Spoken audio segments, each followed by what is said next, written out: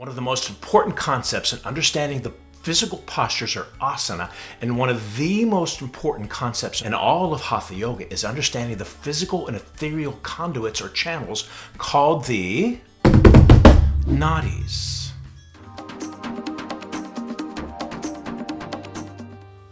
Welcome back to my channel. My name is Jimmy Barkan. I've been practicing hot yoga since 1980. If you're new to the channel, please subscribe. Hit the notification bell, then you get notified when I post a new video. It's right next to the subscribe button. And if you're enjoying this video anytime, smash that like button. Knowledge and information is such an important concept as a yoga student, as a yoga teacher. Understanding this concept of the channels or the conduits, what we call in Sanskrit the nadis, are super important. So physical, mental, causal, spiritual, we're going to talk about all the different ways the nadis fit into our yoga practice. Let's talk about the physical first. In my yoga studio, we opened in 1983, and most of the yoga studios outside of India in the West really focus on asana and pranayama, using the postures and the breathing, and that's our main focus. So the whole concept of yoga is to open up the body, to create range of motion and freedom of movement. And so opening up the body, opening up the muscles, releasing the connective tissue, that's great, but we want to think of a body as channels inside. And many times we'll have blockages in the body. So the postures are geared toward removing those blockages, removing those obstacles. Have you ever heard of Ganesh? He's a remover of all obstacles. You can pray to Ganesh if you've got some serious yoga asana obstacles you want to get rid of. So we think of the breath and the oxygen flowing into the channels of the body, or that specific area that you may have problem with, that you may be challenged with or have tension with. So if we can send the breath and our thoughts into those blockages, we can help with our mind to release that tension as well. Check out our video last week when we talked about yoga for the mind, when we incorporate Raja Yoga and Hatha Yoga together. So the breath can help to release and open those nadis, those physical blockages. So many people come in for the physical practice. They want to get more flexible. They're going to get stronger. They want to lose weight. But also people come for the mental aspect, to relieve stress, to get rid of mental tension. The breath will connect the mind to the body. So when we exert, especially in a very athletic style of yoga, like Ashtanga or Vinyasa, and my particular lineage, Hot Yoga, Bikram, Barkan, Ghosh Yoga, when we are working in an athletic way, we are physically putting our body to the limit. After the practice is over, and sometimes during the practice, there's this phenomenal feeling of euphoria. And it's not just a runner's endorphin high, it's more holistic high. So now the mental and emotional channels begin to open for us as well. You may have blockages in a posture that have nothing to do with the body and may have to do with the mental aspect of your life. Sometimes we can, and this is a theory, you can't really prove it, that we can actually hold tension into our bodies, hold stress on the bodies. Now you know you can hold stress into your neck, into your shoulders. You can feel that tension sometimes, especially if you're working at a computer. You can feel a lot of mental tension in your neck and your shoulders, but we can house that tension anywhere in the body, especially the hips. So as we do our practice, we open up our bodies, we use the breath, and we use our mind and our focus, those areas start to release. And that's part of the channels that I'm talking about. That's the nadis that are starting to open from a mental, emotional point of view. So let's talk about what the nadis actually are. These are physical and ethereal channels of the body. Some say there are 350,000 of these channels that are flowing around us and through us and in us. A common number is 72,000. I mean, there's really one of my theories is there's really no definitive laws of spirit. How do you really know how many freaking nadis are there? 72,000, 300,000, but there's a lot. So these energy channels that are flowing around us and through us. If you're a Star Wars fan, does that sound familiar? George Lucas got so much of his information from yoga. The pranic energy is flowing around us and through us, and that's the force. And then in the tantric world, as you get powerful in your yoga practice, they warn you not to take the powers for your own personal gain.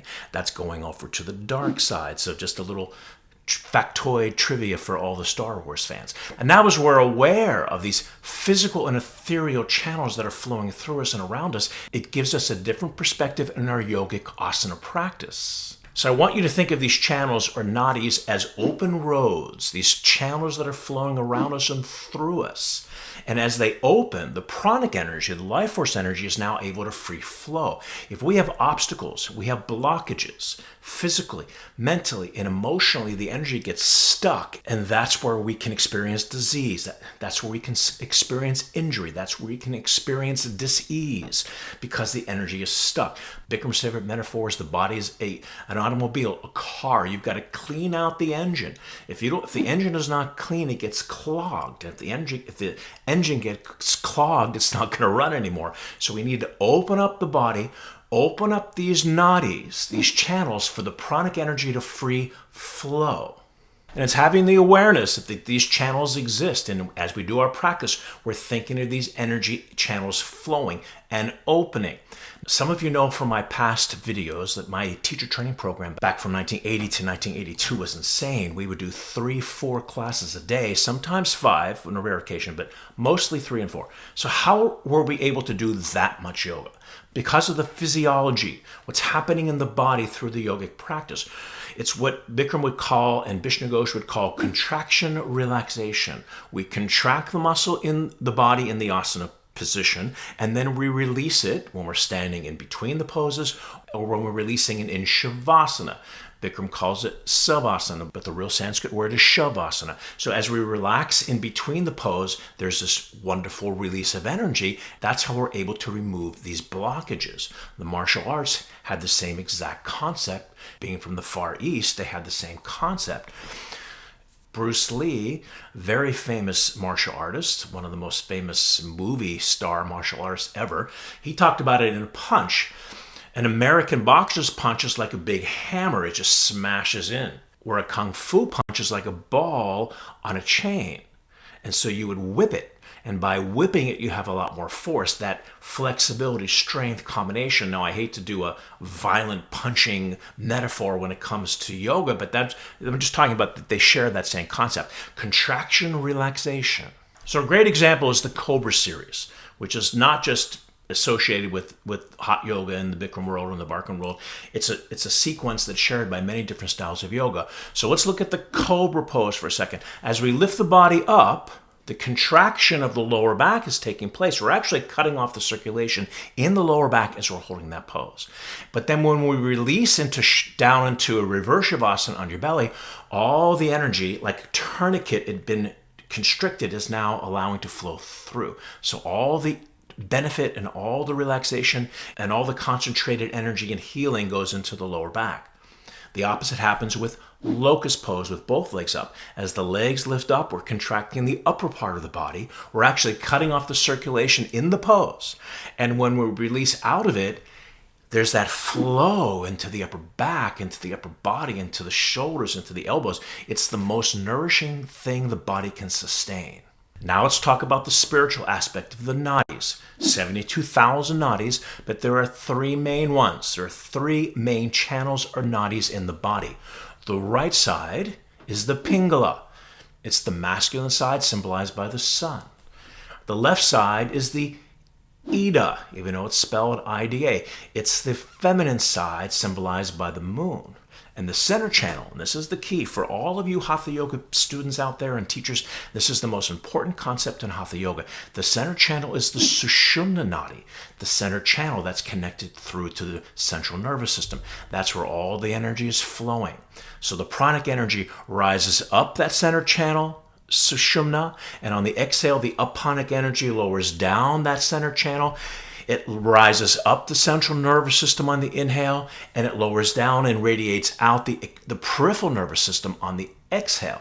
That pranapana concept of inhalation and exhalation is what Hatha yogis aspire to combine, bringing life force energy and extending it to every part of our being through the nervous system. But not just the nervous system, through these ethereal channels or nadis. Now the whole body opens up in this very profound way. Have you ever heard of alternate nostril breathing? I did a video a long time ago.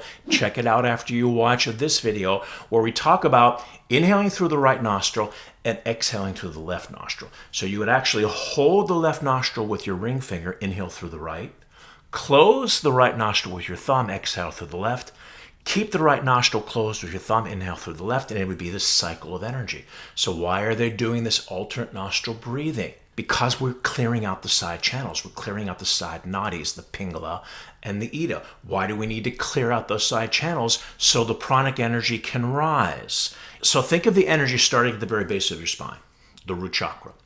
And as we inhale, especially doing alternate nostril breathing, you're going to think of the breath going up the side channels. And then they intersect at the chakras. Check out this video after you watch this one and do a whole explanation on the 7 chakras. If those chakras are blocked, if those channels are blocked at that lower part of the body, then the energy gets stuck there. So the concept in pranayama and asana is to release these blockages, to allow the energy to ascend. And as it ascends, that's how the yogis say we spiritually will evolve. We're releasing the blockages and the obstacles from these channels, from these nadis.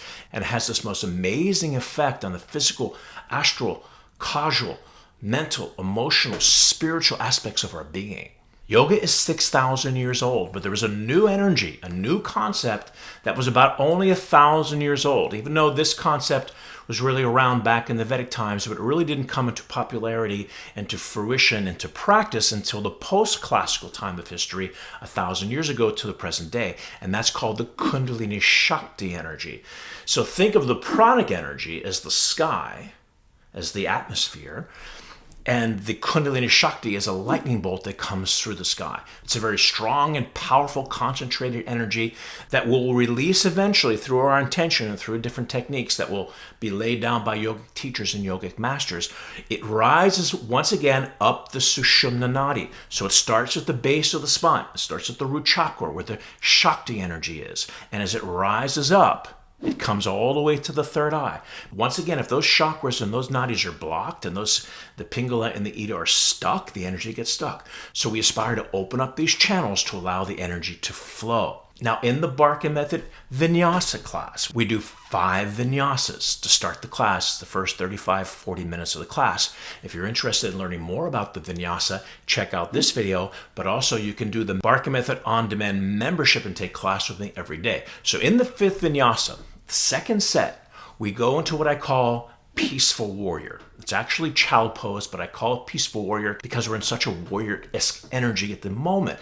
As we lower the hips down, as we lower our head down, we want to visualize that pranic energy rising up. This is a perfect time to visualize this concept.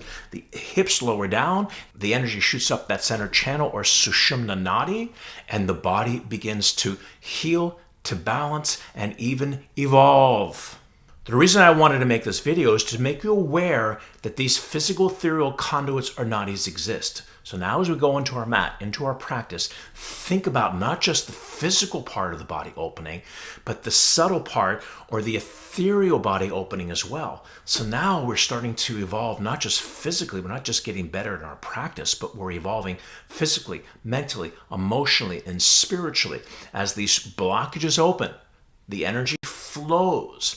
And like that engine in the car, as we clean out that engine, it's gonna run so much better. As we open up not just the physical, but the ethereal bodies, our lives can begin to take a whole other shape. A transformation can take place. This is the beauty of yoga. This is the concept of the practice of yoga.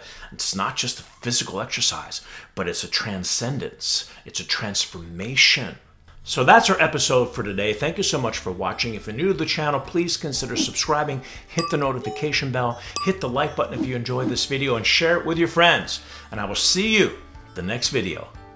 Bye, everyone.